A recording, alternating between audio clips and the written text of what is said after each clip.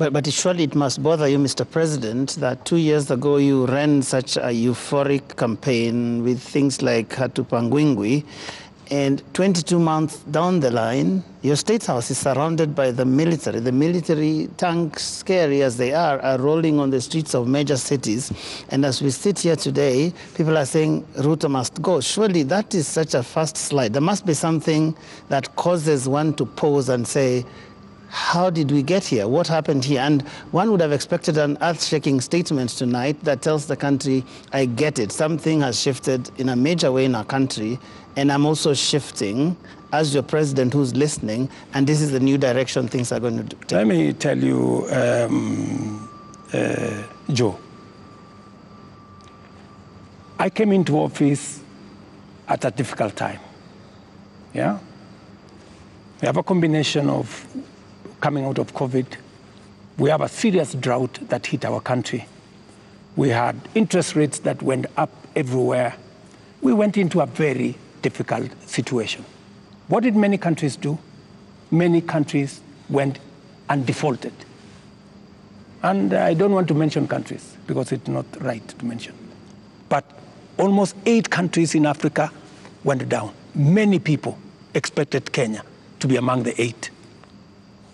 But believe you me, I have carefully managed the economy of Kenya. Kenya is not among the countries that have defaulted. If anything, we have running programs in Kenya. We have a whole housing program that is running. We have a whole digital program that is running. We have made changes in our education. We've hired more teachers. We've made sure that we have a new funding model for our universities. We have supported our farmers. We have reduced the cost of living. We have done many things, even in the context of all the challenges that we have had. I am telling you, I came in, and I believe I am the right person to be in this space when Kenya is in a difficult position, because I believe I am the person who can sort out the challenges that faces Kenya at a point like this. But when the public and the protesters, the Gen Z, some of who actually formed the base of your election campaign, are telling you, we are disappointed, you've not delivered. Hashtag Ruto must go. What do you tell them? Let me tell them the following. Good friends, the young people of our nation, my sons and daughters who supported me to win the election. I hear you. In fact, I saw, I think it was on your headline, a gentleman from my village who was saying, the president has let us down. Many children in this village are not getting jobs locally. That is why they are going abroad.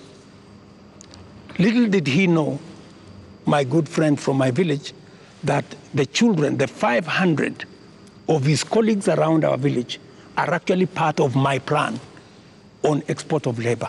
They have actually, I intentionally supported them to leave the country because we got them jobs outside Kenya. So I am telling the young people of our nation to be patient. Our housing program is rolling.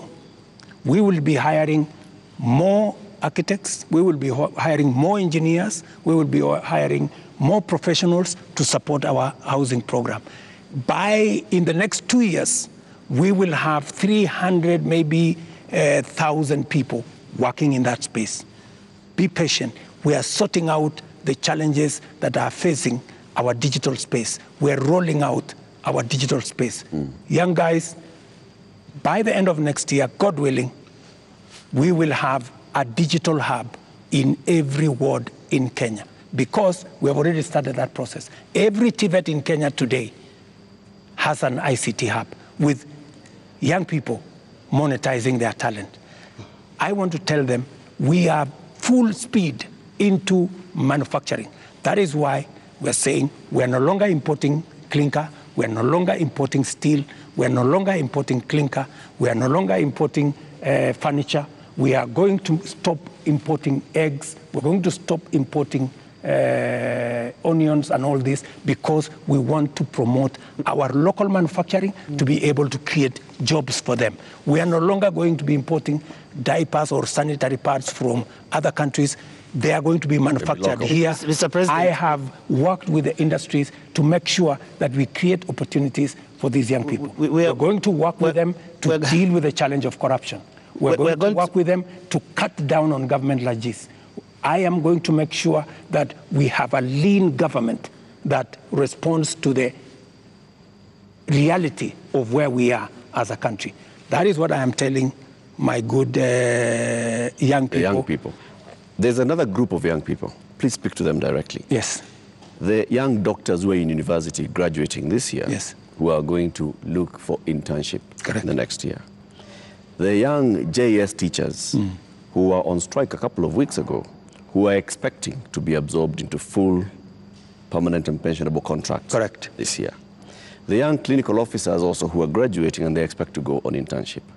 The other clinical officers who are hired on contract during COVID and other programs that are just contracts, and contracts are coming to an end. I am telling the JSS teachers, I had factored in 18 billion shillings in this year's finance bill to be able to transfer them to permanent and pensionable.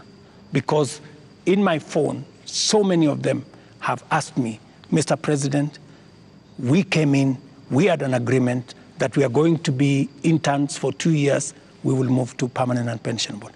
Although I don't have the finance bill, I want to tell them, give me a bit of time, let me figure this out, how we are going to do it without the finance bill. We had also put 3 billion shillings for the doctors so that we can be able to sort them out, especially the intern doctors and those who we intended to hire to under our UHC program. I had put 10 billion shillings on the UHC program under the finance bill. That is now not in the equation. I have to figure out, let them just give me a little time. I'm going to figure it out again because I know and I feel and I made a commitment to them that we will do this. So even in the absence of the finance bill, and even as we cut down on expenditure on many other areas, it is still my commitment that we will see what to do with them so that the job they are doing in teaching our children, in treating our people,